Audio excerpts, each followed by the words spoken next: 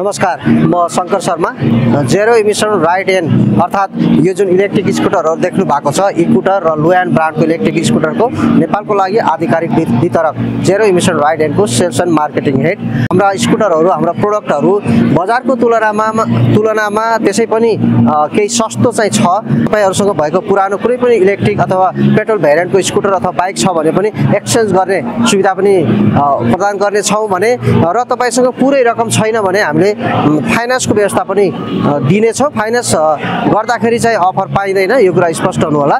तर कमसेकम 20% down payment गरेर अधिकतम 80% सम्म र अधिकतम 3 वर्षसम्मको सरल फाइनान्सको सुविधा पनि छ, जसमा जम्मा 6.99% वार्षिक ब्याज दरमा मात्रै तपाईले ब्याज तिर्नुपर्ने हुन्छ। त्यसैले पनि हामीसँग जोडिन सक्नुहुन्छ। र हाम्रो प्रोडक्टको विषयमा जानकारी दिनुपर्दा, यो इकुटर भन्ने प्रोडक्ट छ, यो चाहिँ हुन त जर्मन ओरिएन्टेड ब्रान्ड हो र पनि आज चाइनाबाट हामीले इम्पोर्ट गरिरहेका छौँ भने, अर्को एउटा महत्त्वपूर्ण जानकारी के दिन चाहन्छु भने, यो इकुटर भन्ने इलेक्ट्रिक स्कुटर 1 वर्षभित्रमा हामीले नेपालमा नै एसेम्बल गरेर मेड इन नेपाल भनेर यसलाई तपाईहरु समक्ष चिनाउने प्रयास गरिरहेका छौँ। त्यति बेला चाहिँ यसको नाम सारथी रहनेछ। सारथी भनेर नेपालमा उत्पादित यो इलेक्ट्रिक स्कुटर हुनेछ अबको 1 वर्षभित्र। र हामीले लुयान ब्रान्डको इलेक्ट्रिक स्कुटरहरू विगत 6 वर्षदेखि नेपाली बजारमा बिक्री वितरण गरिरहेका छौँ। हाम्रो मुख्य सोरुम नागपोखरी नक्सालमा रहेको छ भने मुख्य अफिस चाहिँ हाम्रो चमती वनस्थली नेर अथवा भनौँ बालाजु क्षेत्रमा रहेको छ। त्यसैगरी हाम्रो शाखा कार्यालय ललितपुर साध्योबाट चोकमा पनि रहेको छ भने, हाम्रो यो बाहेक अन्य लगभग 14-15 वटा स्थानमा हाम्रो डिलरहरू हुनुहुन्छ, उहाँहरूको सोरुमहरू छ। र अझै महत्त्वपूर्ण कुरा के भने, काठमाडौँ उपत्यकाभित्र मात्रै हामीले 14 वटा सेन्टरमा सर्भिसको सुविधा र चार्जिङको सुविधा हामीले उपलब्ध गराएका छौँ। मलाई लाग्छ नेपालको इलेक्ट्रिक स्कुटरको बजारमा हेर्ने हो भने यो सङ्ख्या अन्य इलेक्ट्रिक स्कुटर कसैसँग पनि छैन। हामीले त्यति धेरै चार्जिङ सेन्टर र सर्भिस सेन्टरहरूको एउटा व्यवस्था हामीले मिलाएका छौँ। काठमाडौँ, भक्तपुर र ललितपुर जिल्ला, 3 वटै जिल्लामा चाहिँ हामीले 14 वटा सर्भिस सेन्टर र चार्जिङ पोइन्टहरू स्थापना गरेका छौँ। र त्यसैगरी हामीसँग कस्तो हुन्छ भने, कम्पेरिटिभली मैले अघि भने जस्तै तुलनात्मक हिसाबले बजारका अन्य इलेक्ट्रिक स्कुटरहरू भन्दा हाम्रा इलेक्ट्रिक स्कुटरहरू केही कम मूल्यमा हामीले तपाईलाई बिक्री गरिरहेका छौँ। जस्तो अहिले म भन्न सक्छु, यो इकुटरको E3 भन्ने मोडलको स्कुटर हो। यसले एकचोटि फुल चार्ज गर्दाखेरि अधिकतम 120 किलोमिटरसम्म रेन्ज दिन्छ। यो स्कुटरको प्राइस अथवा मूल्य भनेको जम्मा 2,25,000 रुपियाँ छ। त्यसैगरी यो लुयानको S90 भन्ने स्कुटर छ।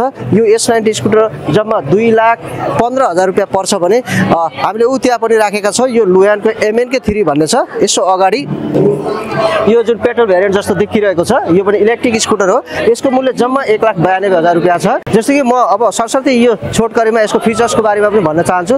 यो इकुटरको E3 भन्ने जुन इलेक्ट्रिक स्कुटर छ, यसमा चाहिँ रिमोट कन्ट्रोलबाट अथवा चाबीबाट दुईटै माध्यमबाट यसलाई अन अथवा अफ गर्न सकिन्छ भने, यसमा भएको केही महत्त्वपूर्ण विशेषता भनेको यसको बुट स्पेस हो।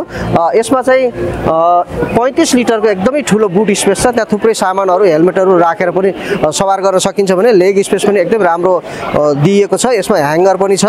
त्यसैगरी यसमा भएको महत्त्वपूर्ण कुरा भनेको यो ओह्रालोमा जाँदाखेरि आफै चार्ज हुने प्रविधि, रिजेनरेटिभ ब्रेकिङ सिस्टम यसमा दिएको छ भने, यसमा क्रुज कन्ट्रोल पनि छ। एउटा निश्चित स्पिड कायम राखेर तपाईँले एक्सिलेटर नलिएर पनि त्यो स्पिडमा अगाडि बढ्न सक्नुहुनेछ भने, यसमा चाहिँ 3 वटा मोड दिएको छ, 1, 2 र 3। यो हाम्रो दुईटा भेरिएन्टमा चाहिँ एउटा अधिकतम स्पिड 65 किलोमिटर प्रति घण्टा भएको र अर्को 90 किलोमिटर प्रति घण्टा भएको। तपाईँलाई यदि बढी स्पिड चलाउन मन लाग्छ भने 90 किलोमिटर प्रति घण्टाको स्पिडवाला लैजान सक्नुहुनेछ भने, 65 को स्पिडले पुग्छ भने 65 किलोमिटर प्रति घण्टाको स्पिडवाला पनि लैजान सक्नुहुनेछ।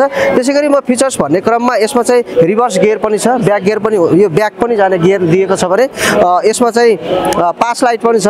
जस्तो हेडलाइटमा बाल्नु परेन, एउटा पास लाइट स्विच दिएको छ, त्यसबाट पनि पास लिन सकिन्छ भने। यसमा अर्को कुरा के हो भने, मोबाइल चार्जिङ पोर्टहरू आजकल धेरै जसो इलेक्ट्रिक स्कुटरहरूमा पाइन्छ। तर त्यसमा के हुन्छ भने USB पोर्ट हुन्छ। तर यसमा के छ भने USB पोर्ट पनि दिएको छ भने टाइप C पनि दिएको छ। यो टाइप C भनेको जस्तो आइफोन प्रयोगकर्ताहरूको लागि पनि उपयुक्त हुने भयो यो मोबाइल चार्ज गर्नको लागि, अथवा type C to type C अन्य स्यामसङ अथवा अन्य एन्ड्रोइड मोबाइलमा पनि हुन्छ। त्यसको लागि पनि यो एकदमै काम लाग्दो फिचर्स हो। त्यसैगरी यसलाई चाहिँ एकचोटि जस्तो 0 नै छ र 100 पुग्ने गरी चार्ज गर्नु पर्यो भने करिब 5 देखि 6 घण्टासम्म लाग्छ भने, यसमा यहाँनिर चार्जिङ पोर्ट दिएको छ।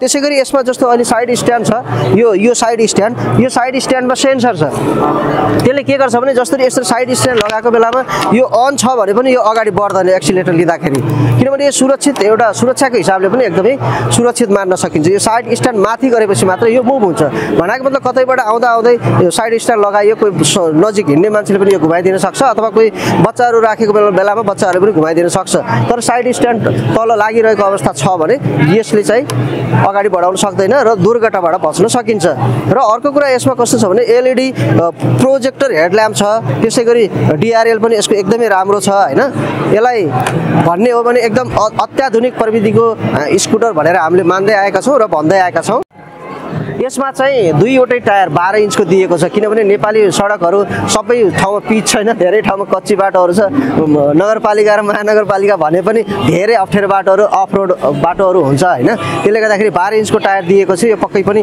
त्यस्ता अफ रोडहरूको लागि एकदम उपयुक्त हुन्छ भने दुईवटै टायरमा चाहिँ डिस्क ब्रेक दिएको छ जसले गर्दाखेरि सुरक्षित किसिमले यसलाई कन्ट्रोल गर्न सक्ने हुन्छ